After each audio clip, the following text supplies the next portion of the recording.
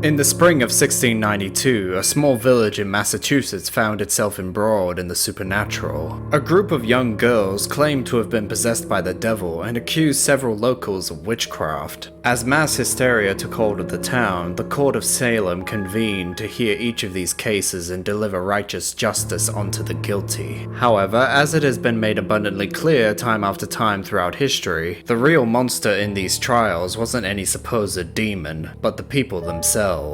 The Salem witch trials were nothing but a farce, the result of a religious society populated with hysterical children, politicians, and families willing to point the finger at someone else to save their own lives, rather than face the harsh reality that the devil played no role in the horrors present in Salem. So by the time it was all over, it's believed that over a dozen people were found guilty and executed for being witches, despite there being no evidence to the contrary. Now, centuries later, the town of Salem has become synonymous with paranoia, injustice, and the supernatural, making it the perfect setting for a video game developer to use when creating a mystery horror game. Yet as I delved deeper into Airtight Games' depiction of Salem, I couldn't help but admire its lack of restraint in regards to its source material. Despite a clear lack of blood and gore, the game isn't afraid to delve into Salem's dark past and make you question why any sane person would commit such atrocities, which all culminates in our hero holding up a mirror to his own murderer and forcing them to see how much of a monster they truly are. So come with me and let's explore the horrors that history created.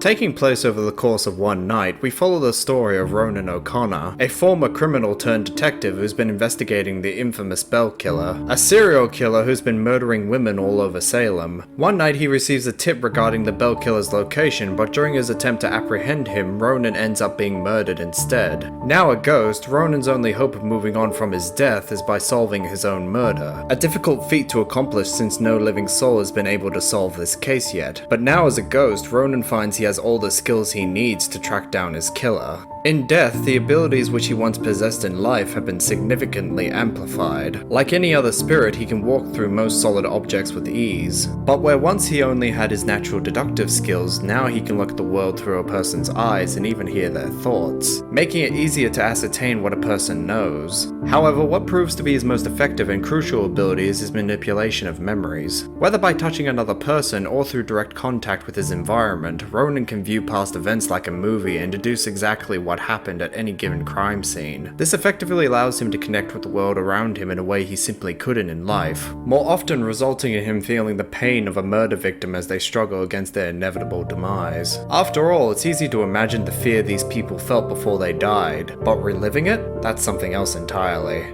This all comes to a head in his investigation when he travels to Salem's cemetery. It's here where another supposed Bell Killer victim was suspected to have died. So he arrives here hoping to find some answers about his killer, yet instead what he finds isn't his murderer, but rather the ghost of a young girl incapable of speech and completely terrified of him. Yet by following her movements, Ronan is able to find where she died and see firsthand how she was drowned by her killer. It's a horrifying scene to witness, and Ronan is understandably shaken by the whole ordeal. Despite his complicated background, Ronan's empathy is easily one of his most notable traits, one which is showcased time after time throughout the game, whether by him helping other ghosts move on from their deaths, or by openly apologizing to those he knew he could have saved if he was still alive. Hell, most of the game he spends trying to help a girl find her mom. Ronan is a character defined by his failures, as evidenced by the numerous tattoos all over his body. Yet he also serves as a direct antithesis to the game's villain. While he has lived the life of a criminal, he's also trying to better himself, especially for his late wife. Becoming a detective places him in a position of power where he can do some genuine good for the town of Salem. Sure, he makes mistakes, but at the end of the day, he doesn't want to hurt anyone. Nor does he seek any recognition for catching the Bell Killer. He just wants to do as much good as he can so he'll earn the right to see the love of his life again. If that means he has to scour every inch of Salem to find him, then so be it. But nothing in this town is ever as simple as it looks on paper, especially once you start to consider the character of the Bell Killer and their fixation on this town's past.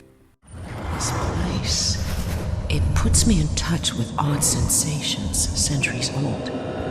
I'm trying to focus on this killer, but the echoes from these sensations keep interfering, like deaths from the past, pleading to be remembered.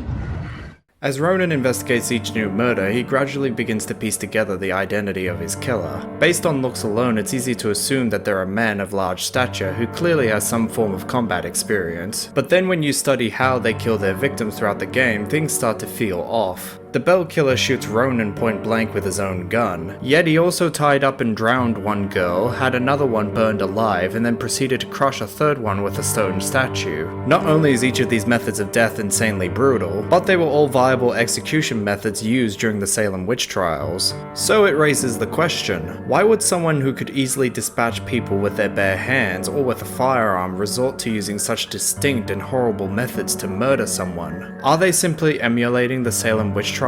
If that were the case, then why would they mark each victim with the symbol of a bell? Why would they appear to be interrogating their victims before they murder them? And why would they go to such extreme lengths to murder completely defenseless people? It all seems too deliberate to be a simple string of murders, and this becomes crystal clear once you meet Iris, a Bell Killer victim who watched her own sister be burned alive and has since been living in an asylum. Through her, we realize that not only were her and her sister both mediums, meaning they can also see Ronan, but that the Bell Killer was specifically targeting them because they are mediums, which naturally raises the question, how did they know? It's not exactly a gift you'd want to try to flaunt in a modern society where the supernatural is often scoffed upon. Sure, people these days won't hang you for claiming to see dead people, but it's not exactly the kind of thing that'll convince someone you're sane either. Furthermore, it's not like someone would keep a record of people claiming that they can see dead people. So how did the Bell Killer know? Once you really start to think about this one little detail in the case, everything becomes crystal clear. There are only two ways that the Bell Killer could be aware that someone can see ghosts. Either they are a medium themselves, or they're a ghost.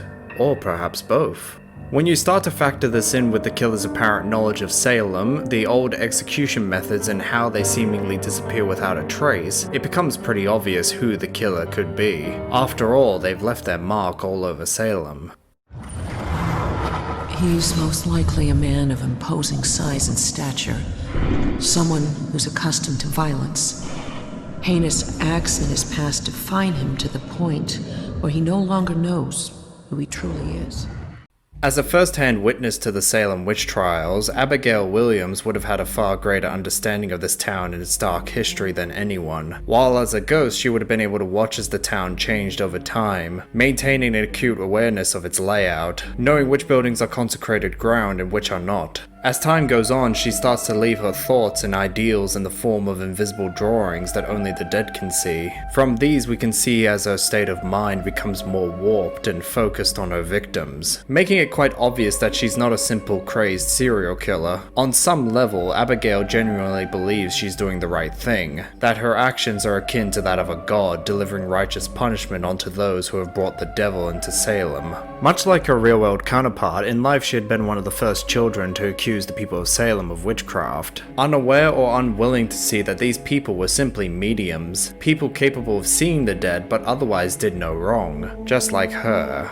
However, as time went by, she became more obsessed with persecuting witches, so much so that the local authorities became terrified of her. Where once they would have appreciated her insight, by the end of the witch trials they had realized that many of the people she accused were actually innocent. As such, once the Salem witch trials had come to an end, Abigail Williams was put to death for her crimes. But after her death, she refused to move on, instead choosing to watch over Salem and kill anyone she deemed a witch, using her newfound powers to manipulate others into murdering people with the same methods used to execute people during the Salem witch trials. Abigail would resume the work that she felt was unfinished. This has left her feeling detached from the rest of the world, unwilling to notice or care for the plight of others, whether alive or dead. She doesn't see those she possesses as people, only tools to exact her vendetta, as demonstrated when she manipulated Ronan's own brother into murdering him after the latter had been used to drown a girl in Salem Cemetery. Nor does she feel any sympathy for her victims. In fact, she seemingly relishes in watching others suffer, as shown by how methodical and well planned many of these murders are. Clearly, she's worked hard to ensure no one could disturb her work, since whenever someone got close to the truth, she made sure to silence them. Yet despite her cold-blooded nature, on some level, Abigail truly believes she's in the right in this this situation, that she's doing Salem a service, but she's been separated from reality for so long that she's incapable of seeing the evil she's committing, while also having the audacity to say that she's better than the people she's murdered. It's become evidently clear that any argument she could have made in support of her actions is thrown out the window after that. She's nothing but a petulant child who believes she's above everyone else. Abigail has effectively become the physical embodiment of Salem's hypocrisy taken to its absolute limit.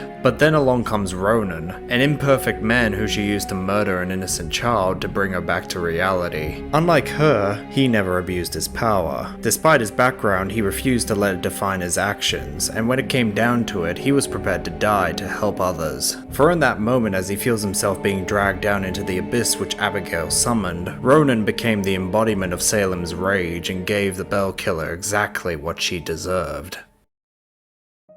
Thanks to the combined efforts of Ronan and Joy, the Bell Killer's rampage has ended, leaving the town of Salem at peace once more. Yet the damage has been done and many lives have been lost in the process. But unlike the original witch trials, the source of all this madness was halted before it could go too far, while Abigail's victims could finally rest knowing they'd been avenged. In time, the events of this night will fade from the public's memory, becoming nothing more than a footnote in Salem's history. Another unsolved case for would-be investigators to solve, while our detective, knowing he has achieved his goal and satisfied that the people are finally safe, finds the peace he deserves alongside his wife. A deserved end for someone who's lived an abnormal life. Anyway, that's all the time we have for today. I'm the Grave Tender and thank you for joining me on the other side. Please consider subscribing and I hope you all have a nice Halloween.